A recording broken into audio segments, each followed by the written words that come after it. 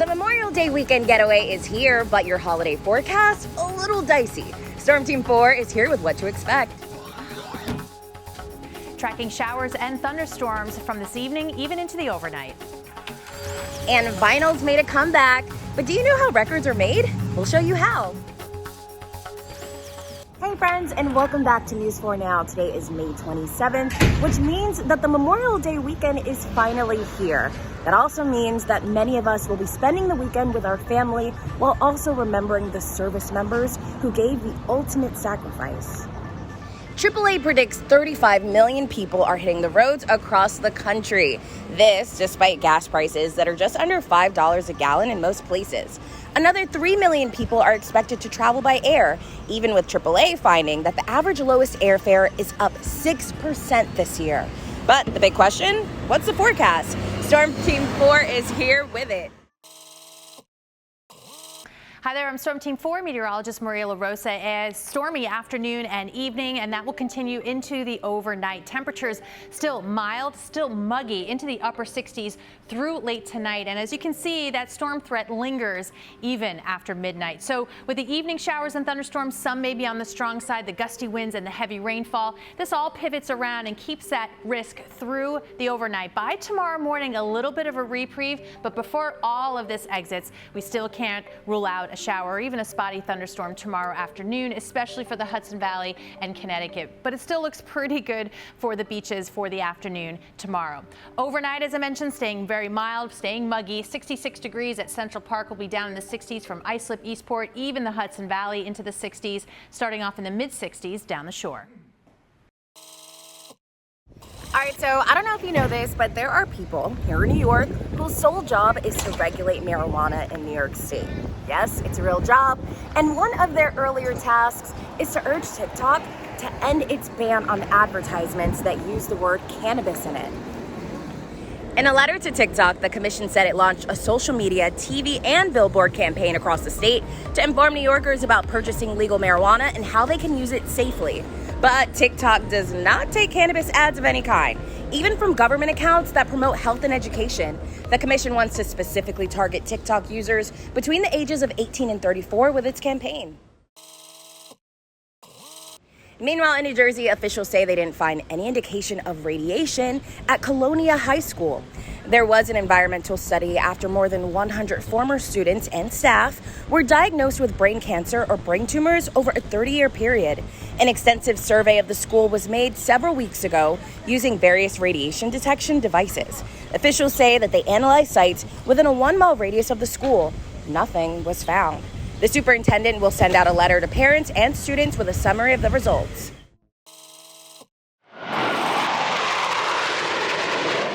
All right, so this weekend, some real-life Top Guns will fly over Long Island. The U.S. Navy Blue Angels roared over Long Island Thursday ahead of this weekend's Bethpage Air Show at Jones Beach.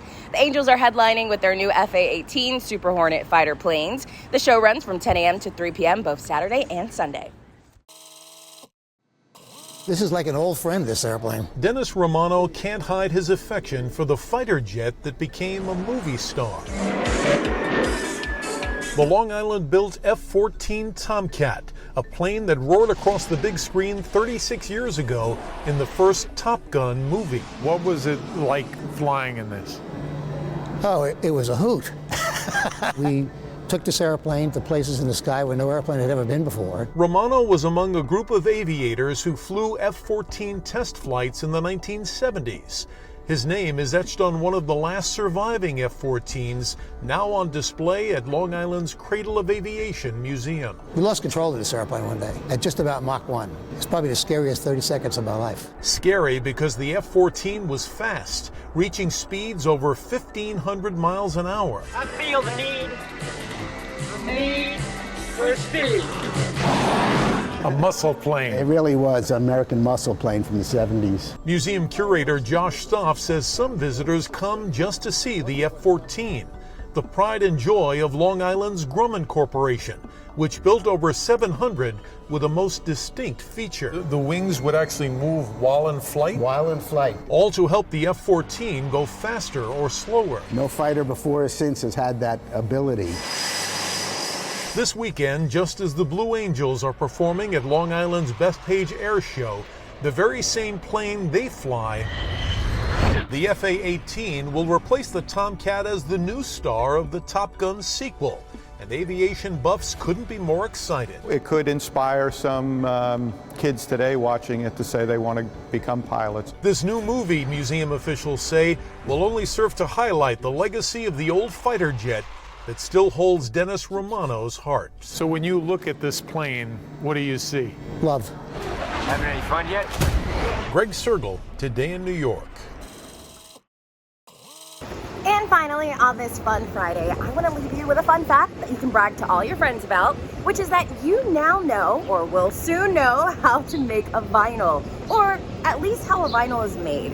We all know what they are, but NBCLX went to 2 manufacturers to show you how sound is placed on them. Check it out. I virtually get a question about a vinyl record every day of my life. People are like, vinyl's back, you know? And no, records have always been cool. I am Joe Fink, and I work at Hand Drawn Pressing. Production manager is the title they gave me. Record nerd's what I like to kind of go by. My name is Michael Osborne, and I'm the lead press tech here at Hand Drawn Pressing in Addison, Texas. And this is how vinyl records are made. It's really handcrafted and unique. I'm Yoli Mara. I'm Chris Mara, and I'm one of the owners of I am one of the owners of Welcome to 1979. The songs, typically in a digital form, are cut onto a lacquer. So this looks like a record, but it's not. It's got a thin coating of a lacquer material, which is soft enough for a ruby, sapphire, or diamond style eye to cut into. They spray a thin coat of silver on it and drop down into a bath. A thin coat of nickel grows on the front of this lacquer, and they actually physically separate that layer of nickel off of this. So you go from this to your finished product that we make here, the stamper. So when it comes to us, it's basically an idea. All a vinyl record is just little tiny pellets of PVC plastic. Nurdles is what they're actually called in the industry. This plastic is specifically designed for vinyl records. Goes into the hopper, that goes up through the extruder, heats that up, different temperatures as it climbs up. 260 degrees to 310 degrees, depending on what the color of the plastic is. And that creates a puck. It's like a really ugly hockey puck. That's the material needed to make a vinyl record. And as that closes and creates that pressure and the time, the heat comes into play, and then the cool water comes in and helps set that record as it dwells under the pressure, and then the press will open up. A swing arm will come over and pick it up and put it on a trimming plate where it trims off all the excess material, which we will grind and recycle back into the mix.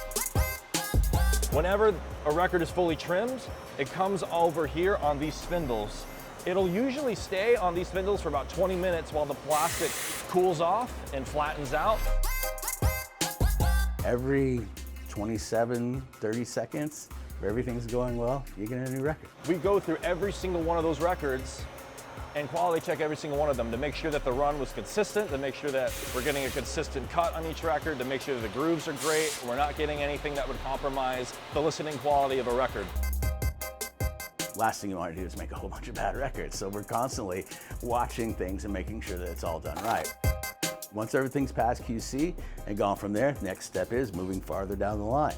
And we put those into the sleeves, whether it's your standard sleeve or a custom sleeve from the client, onto our roller coaster. Everything goes up there and packs out onto the L-bar, into the boxing machine.